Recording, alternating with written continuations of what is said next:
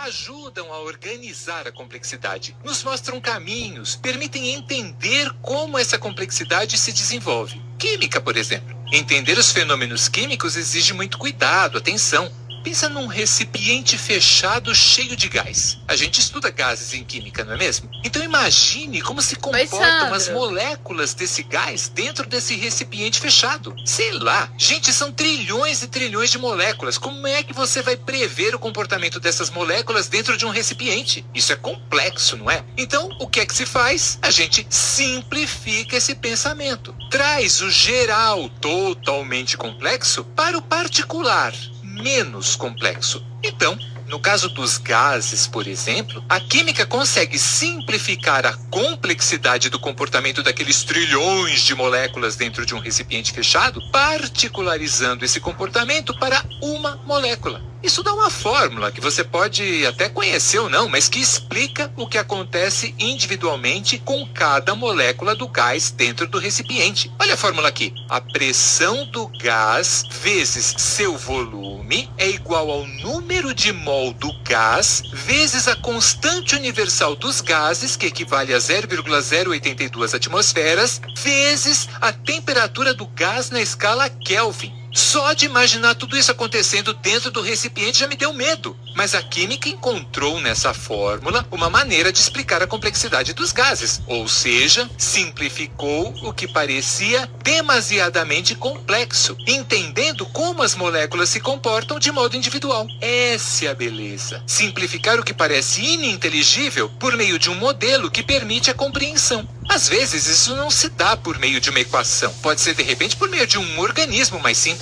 Na biologia, por exemplo. O ser humano é altamente complexo. Entender ou estudar o ser humano envolve muitas questões, éticas e morais, inclusive. Pense no estudo de uma doença, por exemplo. Um estudo que avalie a eficácia de um remédio. Até que esse remédio esteja aprovado, até que a sua eficácia tenha sido comprovada, que se saiba que o uso do remédio não traz mais danos à saúde que benefícios, você não pode prescrever isso para as pessoas. Mas como é que você vai avaliar os riscos, então? Aí você precisa pensar em modelos que te ajudem a ajudar essa pessoa que precisa desse remédio. Para isso, os biólogos também se valem de modelos. Modelos simplificados. Por exemplo, pode-se estudar as células humanas, que são uma simplificação de todo o organismo. Pode-se estudar aquelas moscas das frutas, sabe? Elas são muito utilizadas em experimentos genéticos. Pode-se até tornar um pouco mais complexo esse estudo, observando organismos maiores, como, por exemplo, camundongos. Camundongos, você sabe, eles representam um organismo complexo, mesmo assim, menos complexo do que o ser humano. Segundo a nossa ética moderna, utilizar um camundongo para pesquisas científicas que ajudem os seres humanos a terem uma saúde melhor é uma alternativa bastante razoável. Portanto, eu posso me valer desse tipo de estudo, ou seja, do estudo de um organismo menos complexo, para solucionar questões relacionadas a um organismo de muito maior complexidade, como os seres humanos. Tudo isso são modelos. Eu avalio o que acontece com os organismos menos complexos e, a partir do momento em que eu conheço os efeitos nesse organismo, eu posso inferir que os efeitos dessa droga se replicarão, se repetirão em organismos mais complexos. Pois então, na economia é a mesma coisa. Os economistas se valem de modelos para explicar a complexidade do ambiente. Para isso, eles fazem suposições. Supõem, por exemplo, que as pessoas são racionais. Muitas vezes eu não sou racional, você não é racional. O ser humano, de modo geral, não é totalmente racional. Mas, para um bom modelo econômico, é importante que se considerem cenários ideais. Outra suposição: as pessoas, para a economia, devem ter sempre a mesma informação, têm um conhecimento perfeito do ambiente, dos fatos, dos acontecimentos. Ora, sabemos que em uma situação real isso é praticamente impossível. Estamos falando de um ambiente de alta complexidade. Mas serão essas simplificações que permitirão aos economistas criar modelos que expliquem o todo. É por meio de simplificações que se criam equações, que se criam gráficos. Temos vários modelos neste início de nosso trabalho econômico. Veremos coisas como o limite de probabilidade de produção e consideraremos que as variáveis envolvidas na solução do problema serão ideais, que não existirão diferenças gritantes, que as condições serão perfeitas. Usamos o termo ceteris paribus para explicar isso. Ceteris paribus é um conceito. O termo vem do latim e o usamos para determinar que todas as variáveis capazes de influenciar um problema serão mantidas constantes, a fim de que o modelo possa ser estudado em detalhes. No mundo real, as coisas são diferentes, mas no momento em que simplificamos a complexidade e a transformamos em um modelo, teremos que fazer suposições. A mesma coisa com o equilíbrio dos preços, por exemplo, com o estudo da oferta e da demanda. Ora, no mundo real, isso é realmente complicado, mas em um modelo fica fácil perceber de que maneira as relações entre compradores e vendedores se estabelecem. Portanto, modelos econômicos são uma maravilha para explicar essa ciência tão abrangente. Agora, cuidado, hein?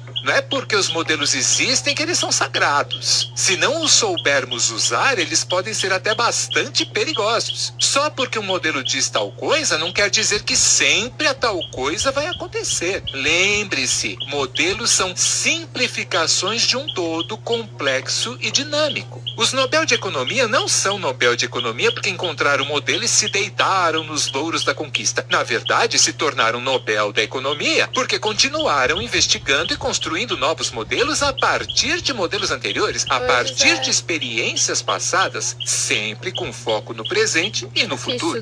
Outro cuidado que devemos ter com nossos estudos é o de que, da mesma forma como a química, por exemplo, um modelo econômico quase nunca será facilmente testado no ambiente complexo. Leva tempo, exige esforço. Na biologia também. Até que um medicamento tenha sido aprovado para uso em humanos, quantos anos terão se passado? Quantos experimentos terão sido feitos? Quantos camundongos terão servido de cobaias? E mesmo depois de testar o tal medicamento em cobaias, será preciso avaliar todas as variáveis que podem estar envolvidas na aplicação desse medicamento em pessoas. É igualzinho na economia. Um modelo é um modelo. Explica determinado ambiente, mas não todos. Não há como testar um mesmo modelo em todas as economias do mundo. O que se supõe é que as observações deste modelo, que representam muito bem a complexidade desta economia, sejam adequados para explicar as demais economias do planeta. Por isso, para taxar de absolutamente certo um modelo, é preciso tempo. São necessários testes. O que torna tudo ainda mais complicado nessa história é que um modelo químico envolve questões químicas. Já um modelo econômico envolve gente.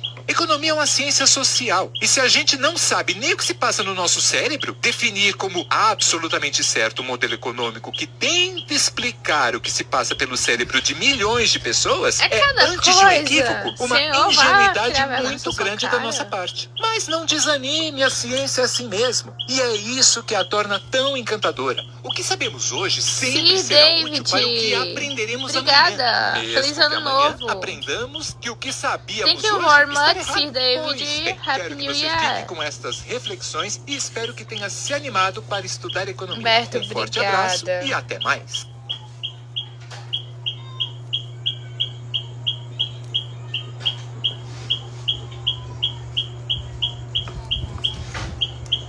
Escassez eu tinha terminado,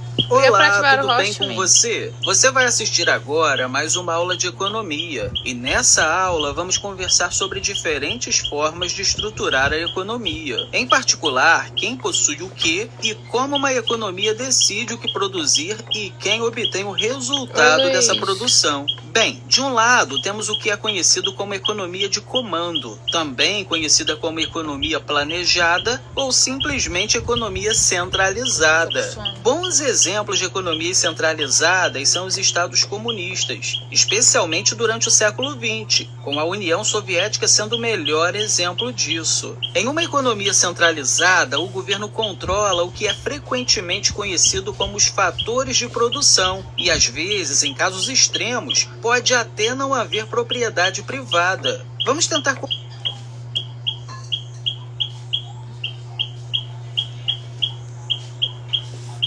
Qual das seguintes afirmações é a melhor definição de um sistema econômico? Um conjunto de políticas usadas pelo governo para regular o que é produzido.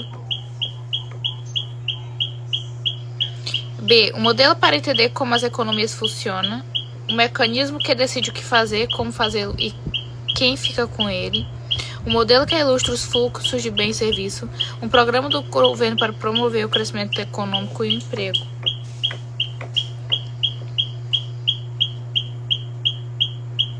Acho que é essa daqui. Nossa.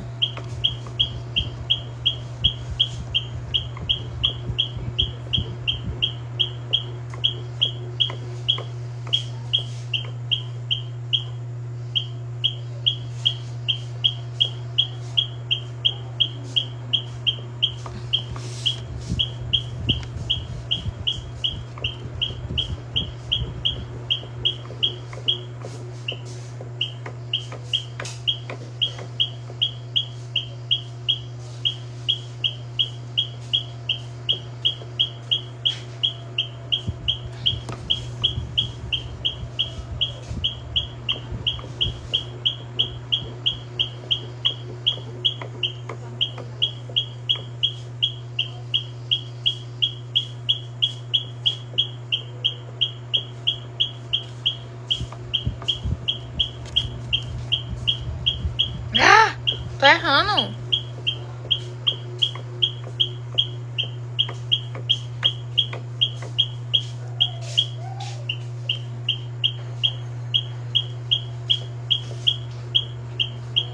Nossa, é o mecanismo.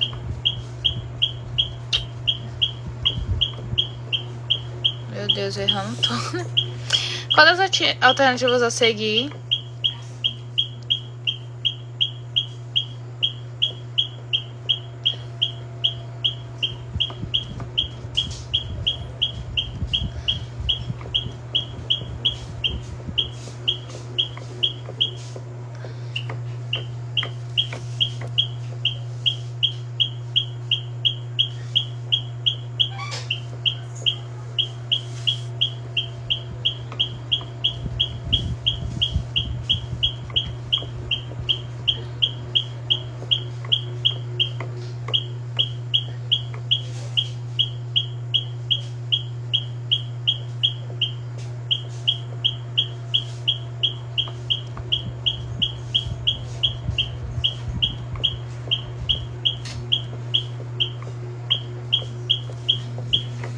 Nossa.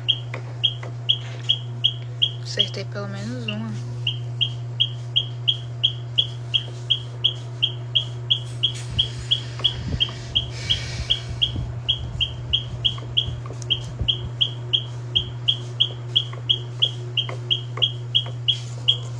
Gente, eu vou desligar a live, eu vou dormir. Beijo, beijo, amo vocês.